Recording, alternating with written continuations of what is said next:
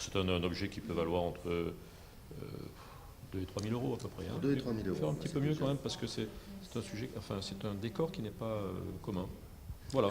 Écoutez, c'est une bonne surprise. Adjugés, vendus. Des propriétaires d'objets curieux de connaître la valeur de leur collection ont apporté leurs pièces à l'hôtel des ventes de Monte-Carlo qui propose régulièrement des journées d'expertise gracieuses. En ce moment, on a l'expert en art russe, donc il avait une très très jolie collection d'art russe.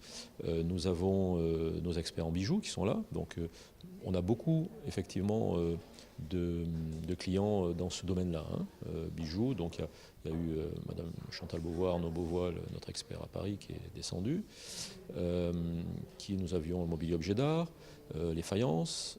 Il y a donc plusieurs domaines d'expertise et les critères pour déterminer la valeur d'un objet sont nombreux. Première étape, analyse complète de la pièce. Sur la surface, l'état de conservation, s'il y a eu des restaurations d'effectuer, si on voit des zones fragilisées, s'il y a des éléments aussi stylistiques qui peuvent, dès le premier coup d'œil, paraître un peu intéressants ou interloquants. Ensuite, pour l'archéologie, il y a une partie d'études aussi historiques de la pièce, notamment quand il y a parfois des écritures sur les pièces, comme c'est le cas ici, vous voyez. La matière, c'est de la faïence glaçurée bleue égyptienne.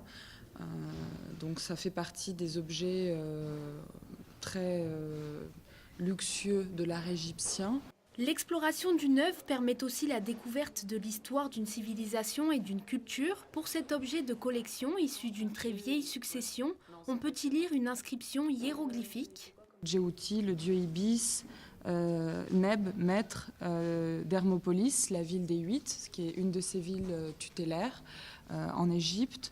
Netcher, Néfer, le grand dieu, Nebet, maître du ciel. Et pour l'estimation, entre 30 et 40 000 euros. Pour les bijoux, même expertise. Il faut analyser la pièce pour reconnaître la pierre et le métal utilisé, mesurer le diamètre de la perle, peser la pièce puis la décrire. Bilan de ces journées d'expertise, un tableau de Franz Roubaud estimé à 80 000 euros, le bronze de Rodin entre 200 et 300 000 euros, une sculpture en marbre blanc, mais aussi des tables design. Ces pièces sont ensuite programmées dans différentes ventes aux enchères spécialisées, organisées tout au long de l'année. Le 23 février prochain, l'hôtel des ventes de Monte-Carlo videra ses entrepôts.